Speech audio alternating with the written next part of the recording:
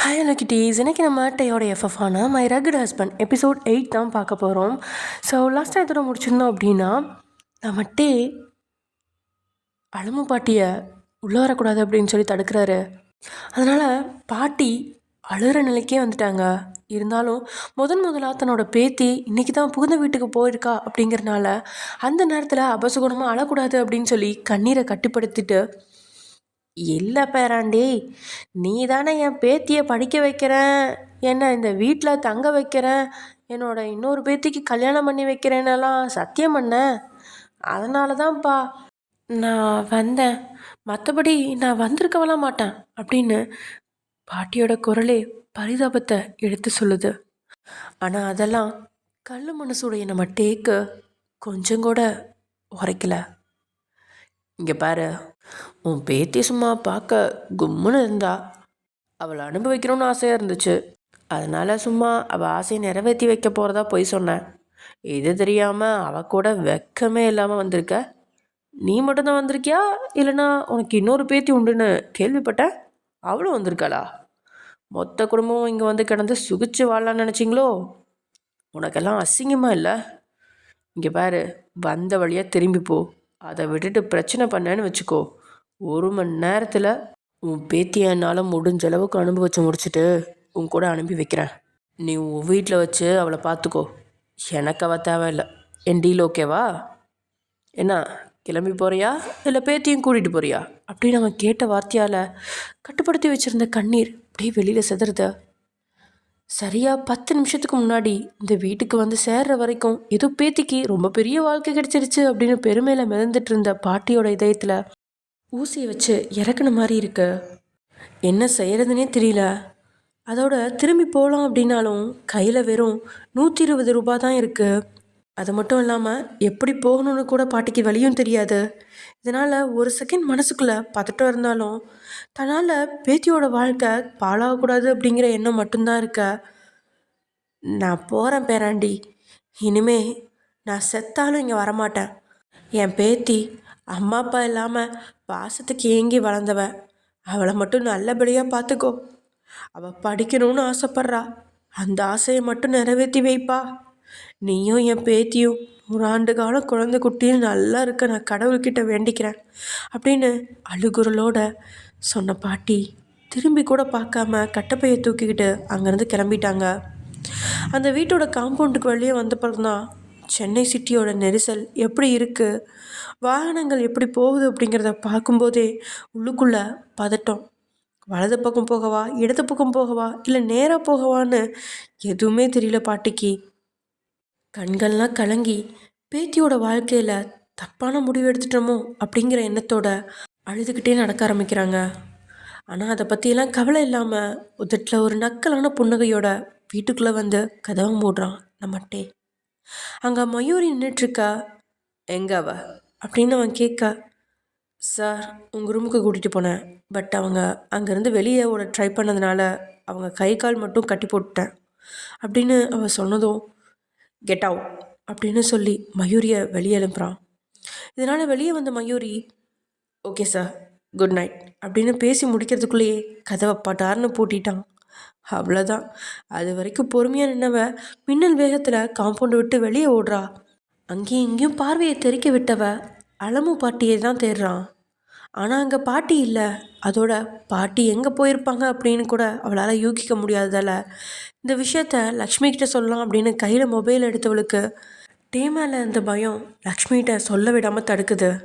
இதனால் ஒரு குற்ற உணர்ச்சியோட முகத்தை சுருக்கிக்கிட்டு மறுபடியும் உள்ளே வந்தவ தன்னோட காரில் ஏறி அங்கேருந்து கிளம்பிட்டா. அதே சமயம் இங்கே லக்ஷ்மிக்கு ஒரே பதட்டமாக இருக்குது, என்ன பண்ணுறதுனே தெரில. நம்ம ஜிமின்க்கும் பல தடவை ஃபோன் பண்ணி பார்க்குறாங்க, ஸ்விட்ச் ஆஃப்னு தான் வருது. மயூரிக்கும் ஃபோன் பண்ணி பார்க்குறாங்க, மயூரி ஃபோன் அட்டன் பண்ணல. இங்கே பாட்டிக்கு ஃபோன் பண்ணலான்னு பார்த்தா பாட்டி பதட்டத்தில் ஃபோனை கெஸ்ட் ஹவுஸ்லேயே விட்டுட்டு போயிட்டாங்க. என்ன பண்ணுறதுன்னு தெரியாமல் லக்ஷ்மி ஒரு நொடி சரி நம்ம டேக்கு பண்ணலாமா அப்படின்ற மாதிரி ஃபோன் எடுத்து கையில் வைக்கிறாங்க. இருந்தாலும் டேக்கு பண்ணுறதுக்கு கொஞ்சம் பயமாக இருக்குது. டே அவங்களோட சொந்த மகன் இல்லை அப்படின்னா கூட லக்ஷ்மியோட செல்ல பையன். ஆனாலும் அவங்ககிட்ட ஏதாவது ஒரு விஷயத்த கேட்கணும் அப்படின்னா கூட லக்ஷ்மிக்கு அவ்வளோ பயம். அந்த பயம் தான் இப்போயும் லக்ஷ்மியை ஃபோன் பண்ண விடாமல் தடுக்குது. இதனால் கடைசியாக வேறு வழியே இல்லாமல் அவளோட கணவரான ரகுநாதனுக்கு ஃபோன் பண்ணுறா லக்ஷ்மி. எதிர்ப்புறத்துலேருந்து யாரோ அட்டன் செய்ய, என்ன சொல்லு அப்படின்னு கேட்க, என்னங்க நம்ம பையனுக்கு கல்யாணம் முடிஞ்சிருச்சு. நாங்கள் ஊருக்கு வந்துட்டுருக்கும்போது ஏர்போர்ட்டில் வச்சு மயூரி அப்படின்னு பேசிகிட்டு இருக்கும்போதே, அட நாயே, உனக்கு ஊர்க்கதை பேசலாம் நான் கிடச்சேனா? ஒழுங்காக ஃபோனை வை, இல்லைனா வந்ததும் சங்கம் மிதித்து வெளியே எடுத்துருவேன். உனக்கு ஏதாவது புலம்பணும்னா நீ ஒன்றுக்கும் உதவாத ஒருத்தனை பற்றி வச்சுருக்கியே அவங்கிட்ட போய் புலம்பு. இந்த ஒரு மாதம் மட்டும் அவன் செலவுக்கு கிட்டத்தட்ட 25 லட்சம் எடுத்திருக்கான். உன்னை மாதிரி உன் மகன் ஜிமினும் ஒன்றுத்துக்கும் பிரயோஜனம் இல்லாதவன். ஃபோனை வெடி நாயே அப்படின்னு அவள் என்ன பேச வர்றா அப்படிங்கிறது கூட முழுசாக கேட்காம காலை கட் பண்ணிடுறான். என்னையா அப்பா இவன் பொண்டாட்டி என்ன சொல்ல வரான்னு கூட கேட்காம அவளை கேவலமாக திட்டி ஃபோனை கட் பண்ணிட்டானே. இப்போ தான் தெரியுது டே ஏன் இப்படி இருக்கான்னு. லக்ஷ்மிக்கு அவன் காலை கட் பண்ணதுலேயோ இல்லை திட்டினதுலேயோ வருத்தமே இல்லை. ஏன்னா அவளுக்கு இதெல்லாம் பழகி போயிடுச்சு. ஆனால் வீட்டில் என்ன நடக்குது அப்படிங்கிறத தெரிஞ்சுக்கணும் அப்படிங்கிற பதட்டம் தான் மனசுக்குள்ளே இருக்க. அப்படியே கிளாக்கை பார்த்துக்கிட்டே இருக்கா, மணி எப்போ 9 ஆகுன்னு. ஏன்னா டே வீட்டில் இருந்தாலும் வெளியில் இருந்தாலும் கரெக்டாக டான்னு 9 மணிக்கு நம்ம லக்ஷ்மிக்கு ஃபோன் பண்ணிடுவான். அந்த 5 நிமிஷம் லக்ஷ்மியோட டைம். அந்த நேரத்தில் மட்டும்தான் லக்ஷ்மியால் டேக்கிட்ட பேசிக்க முடியும். ஆனால் இப்போது மணி 7 தான் ஆயிருக்கு. இங்கே நம்ம டேக்கு மணி 7 ஆனதும் கண்ணுமா ஜூஸ் கொண்டு வந்து கொடுக்குறா. அதை கரெக்டாக 7:05 குடிச்சிட்டு 2 மினிட்ஸ் நடந்து அங்கே இருக்கிற ஒரு ரூமுக்குள்ளே போகிறான். அந்த ரூம் முழுக்க ஏராளமான டாக்குமெண்ட்ஸும் லேப்டாப் கம்ப்யூட்டர்னு ஃபுல்லாக நிறைஞ்சிருக்கு. அந்த டாக்குமெண்ட்ஸில் ஒரு சிலதை எடுத்து வச்சுட்டு லேப்டாப்பையும் எடுத்து ஒரு கண் ஃபைலையும் இன்னொரு கண் லேப்டாப்பையும் பார்க்க மாறி மாறி வேலை செஞ்சிட்ருக்காரு. அப்படியே நேரங்கள் கிடக்குது. சரியாக 8:30 மணிக்கு ஒரு அலாரம் அடிக்குது. டே, the time is 8:30. Next 30 minutes is your entertainment time அப்படின்னு சொன்ன அடுத்த செகண்டே லேப்டாப்பை ஆஃப் பண்ணிவிட்டு அந்த ரூமை விட்டு வெளியில் வந்தவன் இன்னொரு ரூம்குள்ளே நுழைஞ்சு 30 நிமிஷம் வீடியோ கேமில் கவனத்தை செலுத்துகிறான். மறுபடியும் வாட்சில் time is 9:30, the time for calling your mom அப்படின்னு வர அந்த ரூமை விட்டு வெளியே வந்து பால்கனியில் நின்று லக்ஷ்மிக்கு ஃபோன் பண்ணுறான். லக்ஷ்மியும் இந்த ஒரு ஃபோனுக்காக தானே கிட்டத்தட்ட 2 மணி நேரமாக பொம்மையிலேயே கையில் வச்சுட்டு பதட்டத்தோட பார்த்துட்ருக்காங்க. ஒரு ரிங் அடித்த உடனே ஃபோன் அட்டன் பண்ணவ காதில் வைக்க, ஹலோ லக்ஷ்மி அம்மா, எப்படி இருக்கீங்க? சாப்பிட்டீங்களா? கெஸ்ட் ஹவுஸில் உங்களுக்கு தேவையான வசதி எல்லாம் பர்ஃபெக்டாக செஞ்சுருக்காங்களா? வேறு ஏதாவது உங்களுக்கு தேவைப்படுதா அப்படின்னு அவன் கேட்க, நான் நல்லா இருக்கேன்ப்பா, நான் சாப்பிட்டேன், கெஸ்ட் ஹவுஸில் எல்லாமே இருக்குது, எல்லா வசதியும் செஞ்சு தந்தாங்க அப்படின்னு 10 செகண்டில் எல்லாத்தையும் சொல்லி முடிச்சவன், ஓகே குட், அப்புறம் என்கிட்ட ஏதாவது சொல்லணும்னா சொல்லுங்கள் அப்படின்னு அவன் கேட்க, இந்த கேள்விக்காக தானே ரொம்ப நேரமாக காத்திருந்தா. ஒயனுங்க, அலமம் பாட்டி எங்க? அவங்க 2 பேரும் வீட்டுக்கு வந்து சேர்ந்துட்டாங்களா? ஏன்பா என்னை இங்கே தங்க வச்ச? நானும் வீட்டுக்கு வந்திருந்தா ஒயனுக்கும் பாட்டிக்கும் கொஞ்சம் உதவியாக இருந்திருப்பேனே. ஒயன்கிட்ட ஃபோனை கொடு, அவகிட்ட பேசணும் போல இருக்குது அப்படின்னு லக்ஷ்மி கேட்க, லக்ஷ்மி அம்மா பதட்டப்படாதீங்க, நீங்கள் எதுக்கு ஒயன்கிட்ட பேசணும்னு சொல்கிறீங்கன்னு எனக்கு தெரியும். ஒரு வேளை நான் அவளை வீட்டை விட்டு துரத்திட்டேங்கிற பதட்டத்தில் தானே கேட்குறீங்க? நான் அந்த மாதிரியெல்லாம் துரத்தலை. அதுக்கு பதிலாக அவள் கூட ஒரு கிளவி வந்துச்சே, அதை தான் துரத்தி விட்டேன் அப்படின்னு அவன் அசால்ட்டாக சொன்ன வார்த்தை லக்ஷ்மியோட இதயத்தை பாரமாக்குது. என்னப்பா இப்படி சொல்கிற? பாட்டி பாவம், அவங்கள எங்கே துரத்தி விட்ட? நீ தானே அவங்கள கூட வச்சுக்கலான்னு சொன்ன அப்படின்னு கேட்கா. அந்த கிளவி எங்கே போச்சுன்னு எனக்கு தெரியாது. நான் அந்த கிளவியை கூட வச்சுக்கிறேன்னு சொல்லவும் இல்லை. கிளவி வேற நான் அவளை படிக்க வைக்கிறேன்னு சொன்னேன்னு, அவள் 2வது பேத்தியை கட்டி வைக்கிறேன்னு சொன்னேன்னு ஏதேதோ சொன்னான். அதெல்லாம் எனக்கு பிடிக்கல, நான் அப்படியே அனுப்பி வச்சிட்டேன் அப்படின்னு மறுபடியும் அவன் சொன்ன வார்த்தை இங்கே லக்ஷ்மியோட மனசை தவிடுபடியாக்குது. பதட்டத்தில் கண்கள்லாம் நிறைஞ்சிருச்சு. ஆனால் கேள்வி கேட்டு நேரத்தை வீணடிக்க வேணாம் அப்படின்ட்டு, எப்பா ஒயன் பாவம், அவகிட்ட எதுவும் கோவப்படாத, அவள் ரொம்ப நல்ல பொண்ணுப்பா, அவள் இன்றைக்கி தான் கல்யாணம் ஆகி வந்த பொண்ணு, அவகிட்ட எடுத்துரிஞ்சு பேசாத, அவளை நல்லபடியாக அரவணைச்சு பார்த்துக்கோ அப்படின்னு லக்ஷ்மி சொல்ல, வாட், அரவணைக்கணுமா? ஓ, நீங்கள் ஒரு வேளை ஃபிசிக்கலாக ஒன்றா இருக்கணும்னு சொல்ல வரீங்களா? ஓகே, நீங்கள் தான் சொல்லிட்டீங்களே, இன்றைக்கி அவள் கூட ஒன்றா இருந்துடுறேன் அப்படின்னு அவன் சொல்ல, லக்ஷ்மி டேயால் ஒயனுக்கு எந்த பிரச்சனையும் வரக்கூடாது அப்படின்னு சொன்னாங்களே தவிர அவன் சொன்ன மாதிரி ஃபிசிக்கலாக ஒன்றா இருக்கணும் அப்படின்ற எண்ணத்துலலாம் அவங்க சொல்லவே இல்லை. ஆனால் மகன் தப்பாக நினச்சிக்கிட்டான் அப்படின்னு பதறி போய் இல்லைப்பா, அந்த மாதிரிலாம் நான் சொல்ல வரல அப்படின்னு பேசும்போதே ஸ்டாப், 5 மினிட்ஸ் முடிய போகுது. ஸோ நீங்கள் சாப்பிட்டு படுத்து தூங்குங்க. நாளைக்கு காலையில் கார் அனுப்பி வைக்கிறேன், வீட்டுக்கு வந்து சேருங்க. அதுவும் காலையில் 6 மணிக்கு வீட்டுக்கு வந்துடுங்க. குட் நைட் லக்ஷ்மி அம்மா அப்படின்னு சொல்லிவிட்டு டே ஃபோனை கட் பண்ண. அவ்வளோதான், இங்கே லக்ஷ்மி சுத்தமாக உடஞ்சிட்டா. அப்படியே தரையில் மண்டி போட்டு உட்காந்தவ என்ன நடக்குமோ ஏது நடக்குமோ அப்படிங்கிற பயத்தில் முருகா முருகா முருகான்னு மனசுக்குள்ளே கடவுளை நினச்சிக்கிட்டே அப்படியே உட்காந்துருக்கா. இங்கே நம்ம டே பேக்கெட்டில் மொபைலை வச்சுட்டு வாட்சை பார்க்க அதில் நெக்ஸ்ட் 30 மினிட்ஸ் யுவர் டைம் அப்படின்னு காட்ட இப்போ தான் அங்கேருந்து பெட்ரூம்குள்ளே நுழையிறான். அங்கே சோஃபாவில் தான் நீங்கள் கை காலெலாம் கட்டப்பட்ட நிலையில் நகர முடியாமல் வாயில் வேற செலோ டேப்பை ஒட்டி இருக்கிறதுனால பேசவும் முடியாமல் 2 மணி நேரமாக இடைவிடாமல் அழுத சோர்வோடு உட்காந்துருக்கீங்க. ஆனால் உள்ளே வந்தவன் சுத்தமாக உங்களை கண்டுக்காமல் அவன் பாட்டுக்கு பாத்ரூமில் போயிட்டு ஃப்ரெஷ் ஆகி இடுப்பில் ஒரு துண்டை மட்டும் கட்டிக்கிட்டு நேராக ட்ரெஸ் மாற்றுற ரூமுக்குள்ளே போகிறான்.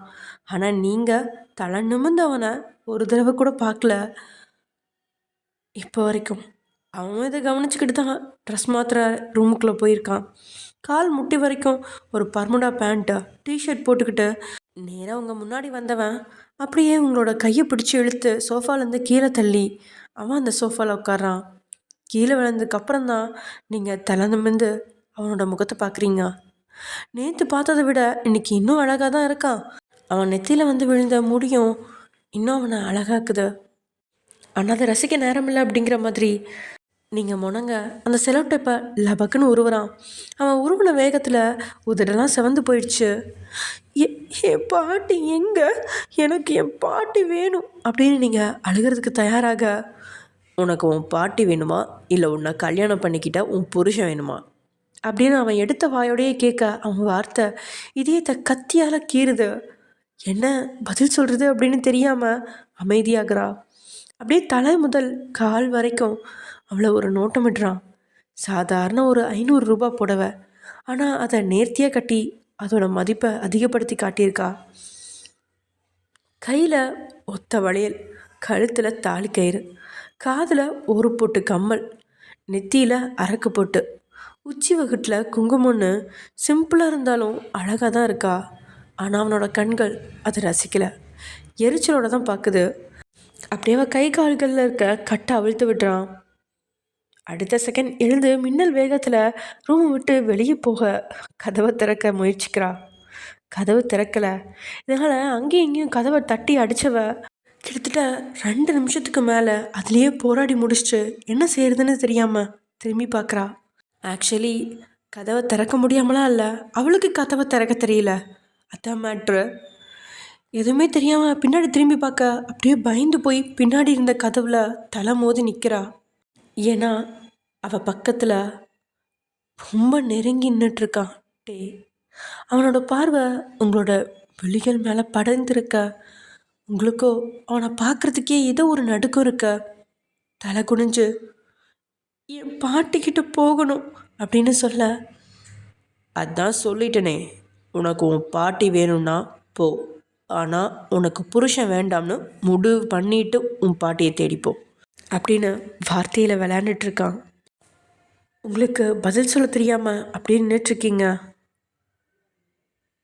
இங்கே பாரு, உன் பாட்டி டாப்பிக்கை விட்டு தள்ளு. முதல்ல நான் கேட்குறதுக்கு பதில் சொல்லு.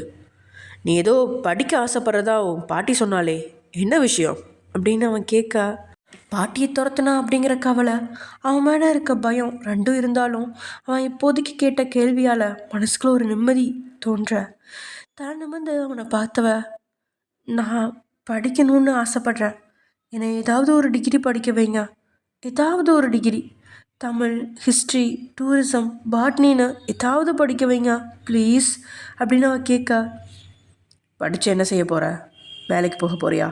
எப்படியும் படித்து முடிச்சுட்டு வீட்டில் கிடந்து புருஷனை சந்தோஷப்படுத்தணும், குழந்தை பெற்றுக்கணும், வீட்டு வேலை பார்க்கணும், இதைத்தானே பண்ண போகிற? இதுக்கு எதுக்கு நீ காலேஜுக்கு போய் படிக்கணும் அப்படின்னு மறுபடியும் லாக் ஆக்குறான். இன்னைக்கு வரைக்கும் படிக்க மட்டும்தான் ஆசைப்பட்டா, வேலைக்கு போகலாம் ஆசைப்படவே இல்லை. ஆனால் அவனோட கேள்விக்கு பதில் சொல்ல தெரியாதவ, நான் வேணா படித்து முடிச்சுட்டு வேலைக்கு போகட்டுமா அப்படின்னு கேட்க, இவ்வளோ நேரம் பொறுமையாக பேசிகிட்டு இருந்தவனோட கையெல்லாம் நரம்பு புடைக்குது. அப்படியே பார்வை கழுகு பார்வையாக அவன் மேலே திரும்புது. அந்த பார்வை அவளோட உடலை நோட்டமிட அவனோட கண்கள் தன்னோட உடலை நோட்டம் விடுறத கவனித்த உங்களுக்கு ஒரு பயம் வருது. உங்களோட கைகள் ஆட்டோமேட்டிக்காக உங்களோட நெஞ்சுக்குழியை பற்றிக்குது. என்னதான் கை நெஞ்சுக்குழியில் பற்றி இருந்தாலும் டை பிடிக்கிற மாதிரி பயத்தில் நடுங்கிட்டு இருக்க. அப்படியே உங்களோட கைகளை பிடிக்கிறான். ஒரு கையை மட்டும் இல்லை, 2 கையும் பிடிக்கிறான். அப்படியே பிடிச்சு உங்கள் 2 கையும் முதுகு பின்னாடி கொண்டுட்டு போய், இதனால் 2 பேரோட தேகமும் பட்டும் படாமலும் நெருங்க கையை அவன்கிட்ட இருந்து விடுவிக்க முடியல உங்களால். எதுக்காக அவன் அப்படி செய்கிறான் அப்படின்னு தெரியாமல் அவன் மேலே பார்வையை திருப்பும்போது, நீ இவ்வளோ நேரம் ஏதோ சொன்னியே, அதை ஒரு முறை கூட மறுபடியும் சொல்லு. நீ உன் ஆசையை சொல்லி அது எனக்கு பிடிச்சிருந்தா நான் அதை கண்டிப்பாக நிறைவேற்றி வைக்கிறேன் அப்படின்னு அவன் வாக்களிக்க, மறுபடியும் பயத்தை ஓரங்கட்டியவ மூச்சை இழுத்து விட்டபடி, நான் படிக்க ஆசைப்படுறேன், ஏதாவது ஒரு டிகிரி அப்படின்னு பேசிகிட்டு இருக்கும்போதே அவன் கைகள் உங்களோட இடது நெஞ்ச அழுத்தி பிடிக்குது. அவன் பிடிச்ச அழுத்தத்தில் ஆ வலிக்குது அப்படின்னு அலறி துடிக்கிறீங்க. நீங்கள் துடித்தாலும் உடனே கைகளை எடுக்கலாம். அவன் நீங்கள் துடிக்கிறத பார்த்து சில செகண்ட்ஸ் அப்புறம்தான் அழுத்தி பிடிச்சிருந்த கையை லேசாக தளர்த்தி உங்களுக்கு கொஞ்சம் விடுதலை கொடுக்குறான். இப்போ சொல்லு, ஏதோ சொன்னியே ஆசை கணவனு, சொல்லு பார்ப்போம் அப்படின்னு அவன் மறுபடியும் கேட்க, ஒரு செகண்ட் இவன் பைத்தியமா அப்படின்னு கேட்குற அளவுக்கு உள்ளுக்குள்ளே பயம் இருந்தாலும் மறுபடியும் நான் படிக்க ஆசைப்பட்றேன் ஏதாவது அப்படின்னு தொடங்கும்போதே மறுபடியும் கையை அங்கத்தில் வச்சு முன்னாடி விட இன்னும் அழுத்தி பிடிக்கிறான். அவன் அழுத்திய அழுத்தத்தில் நீங்கள் அப்படியே அலறீங்க, அலறி துடிக்கிறீங்க. ப்ளீஸ் வலிக்குதுங்க விடுங்க அப்படின்னு நீங்கள் போடுற சத்தம் மட்டும்தான் ரூம் முழுக்கவும் நிறைஞ்சிருக்கு. ஆனால் இந்த முறை கையை அவன் எடுக்கலை. உங்களை அழுத்தமாக பிடிச்சு, சொல்லுடி உன் ஆசையும் கனவையும் அப்படின்னு மறுபடியும் கேட்க, ஒரு பக்கம் வழியில் அலறி துடித்தாலும் அவன் ஆசையை பற்றி கேட்குறனால எனக்கு படிக்கணும் அப்படின்னு பேசும்போதே இன்னும் அழுத்துறான். இந்த முறை சுத்தமாக முடியல, விட்டால் கீழே விழுந்து புருண்டு அழுவா. அப்படிப்பட்ட நிலைமையில் வந்துட்டா. அவனும் சும்மா ஒன்றும் இல்லை, இப்பயே ஒரு சைடு அப்படியே உடச்சி எடுத்துருவான் போல், அந்தளவுக்கு அழுத்தி பிடிச்சிருக்கான். உங்களுக்கு வாயிலேருந்து பேச்சே வரல, அழுக மட்டும்தான் வருது. கண்ணீர் அவன் கையை நினைக்குது.